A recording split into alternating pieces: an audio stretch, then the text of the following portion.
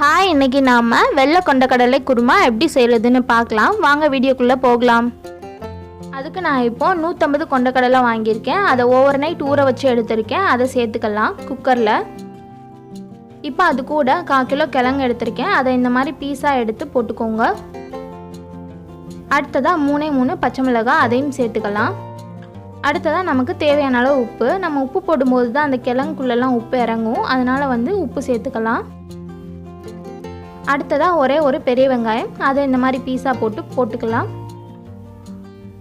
இப்போ அந்த கடலை கிழங்கு எல்லாம் முங்குற அளவுக்கு மட்டும் தண்ணி ஊற்றி அதை 5 விசில் போட்டு எடுத்துக்கலாம்.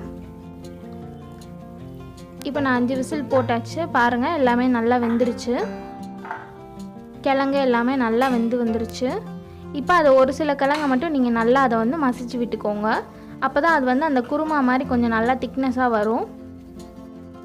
பாருங்கள், அந்த கடலை எல்லாமே நல்லா வெந்துருச்சு. இந்த மாதிரி அதை ப்ரெஸ் பண்ணதுமே நல்லா மாவு மாதிரி வருது பாருங்கள், அவ்வளோதான். இப்போ நம்ம குருமாக்கு பேஸ்ட் ரெடி பண்ணிடலாம். அதுக்கு ஒரு கடாயில் ஒரு 2 ஸ்பூன் மட்டும் எண்ணெய் ஊற்றிக்கலாம். எண்ணெய் ஊற்றிட்டு நான் கொஞ்சமாக தேங்காய் நறுக்கி எடுத்து வச்சுருக்கேன், அதை சேர்த்துக்கலாம். அது கூடவே 1 ஸ்பூன் மட்டும் சோம்பு சேர்த்துக்கலாம். அடுத்ததாக காரத்துக்காக 5 வத்தல் எடுத்திருக்கேன், அதை சேர்த்துக்கலாம்.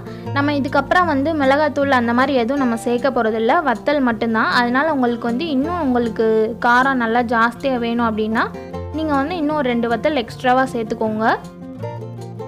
இதை நீங்கள் ரொம்ப கருகிற அளவுக்கு வறுக்கணும் அப்படிலாம் இல்லை, நார்மலாக மேலாப்பில் வறுத்தாலே போதும். இப்போ இதை நல்லா எடுத்து வச்சு தண்ணி ஊற்றி நல்லா பேஸ்ட்டாக அரைச்சி எடுத்து வச்சுக்கோங்க.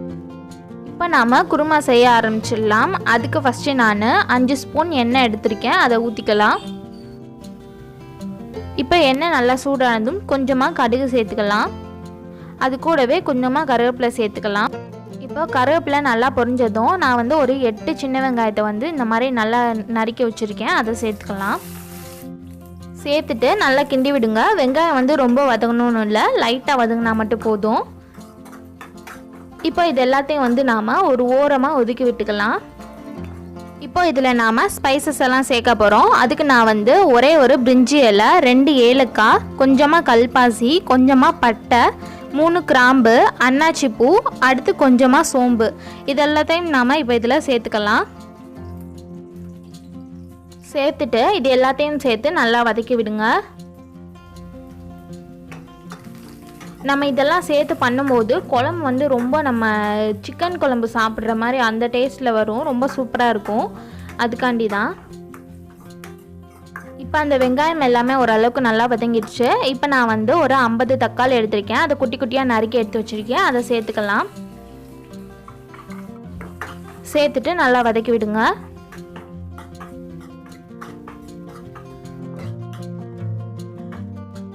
இப்போ இதில் நாம் இஞ்சி பூண்டு பேஸ்ட் அரைச்சி வச்சுருக்கேன், அதை சேர்த்துக்கலாம். 2 ஸ்பூன் சேர்த்துக்கோங்க. சேர்த்துட்டு எல்லாத்தையும் சேர்த்து நல்லா மிக்ஸ் பண்ணி விடுங்க.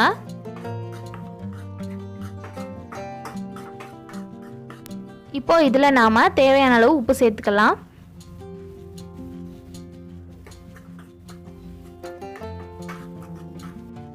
இப்போ இதை நாம் ஒரு 10 நிமிஷம் மட்டும் மூடி வச்சிடலாம், தக்காளி வெங்காயம் எல்லாமே நல்லா வதங்கி வர்றதுக்கு. இப்போ பாருங்கள், அந்த எண்ணெய் எல்லாம் நல்லா பிரிஞ்சு வந்துருச்சு, தக்காளியும் நல்லா வதங்கிடுச்சு. இப்போ இந்த ஸ்டேஜில் நாம் ஒரு 1/2 ஸ்பூன் மட்டும் மஞ்சள் தூள் எடுத்திருக்கேன், அதை சேர்த்துக்கலாம். அடுத்ததாக நாம் ஆல்ரெடி அரைச்சி வச்சுருந்த வத்தல், தேங்காய், சோம்பு இது எல்லாத்தையும் அரைச்சி வச்சுருந்தோம் இல்லையா, அந்த பேஸ்ட்டை இதில் சேர்த்துக்கலாம்.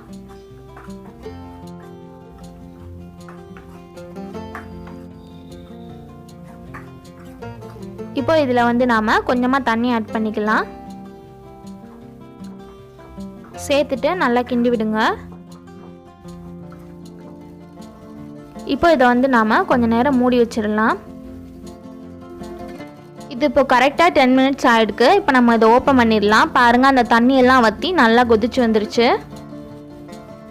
இப்போ இந்த ஸ்டேஜில் நம்ம ஆல்ரெடி குக்கரில் வேக வச்சுருந்தோம் இல்லையா சுண்டல், கிழங்கு, அது எல்லாத்தையும் இப்போ இதில் சேர்த்துக்கலாம். சேர்த்துட்டு நல்லா கிண்டி விடுங்க.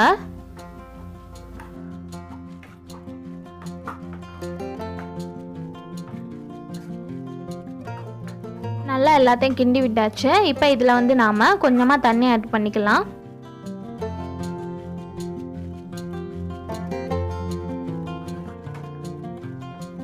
இப்போ இதை வந்து நாம் ஒரு 10 நிமிஷம் மூடி போட்டு நல்லா கொதிக்க விட போகிறோம். இப்போ 10 நிமிஷம் ஆயிடுச்சு. ஓரளவுக்கு அந்த எண்ணெய் எல்லாம் நல்லா பிரிஞ்சு வந்துருச்சு மேலாப்பில். இப்போ இதை வந்து ஒரு 5 நிமிஷம் மூடி போடாமல் அப்படியே வேக வைக்கலாம். பாருங்கள், அந்த தண்ணி எல்லாம் நல்லா வற்றி நம்ம குருமா வந்து ரொம்ப சூப்பராக ரெடி ஆயிடுச்சு.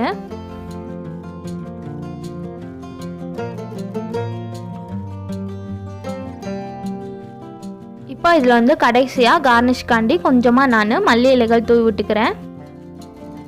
அவ்வளோதான், நம்மளோட வெள்ளை கொண்டக்கடலை குருமா ரொம்ப சூப்பராக ரெடி ஆகிடுச்சு. இதை கண்டிப்பாக எல்லார் வீட்லேயும் ட்ரை பண்ணி பாருங்கள். நம்ம அப்படியே சிக்கன் குழம்பு வச்சு சாப்பிட்ற மாதிரியே இருக்கும், சப்பாத்திக்கெல்லாம் நம்ம வச்சு சாப்பிடும்போது. இந்த வீடியோ உங்களுக்கு பிடிச்சிருந்துச்சுன்னா லைக் பண்ணுங்கள், ஷேர் பண்ணுங்கள், கமெண்ட் பண்ணுங்கள். அண்ட் என்னோடய ரெசிபிஸ் எல்லாம் உங்களுக்கு பிடிச்சிருந்துச்சுன்னா மதுரை பொண்ணு சேனலுக்கு சப்ஸ்கிரைப் பண்ணுங்கள். தேங்க்யூ.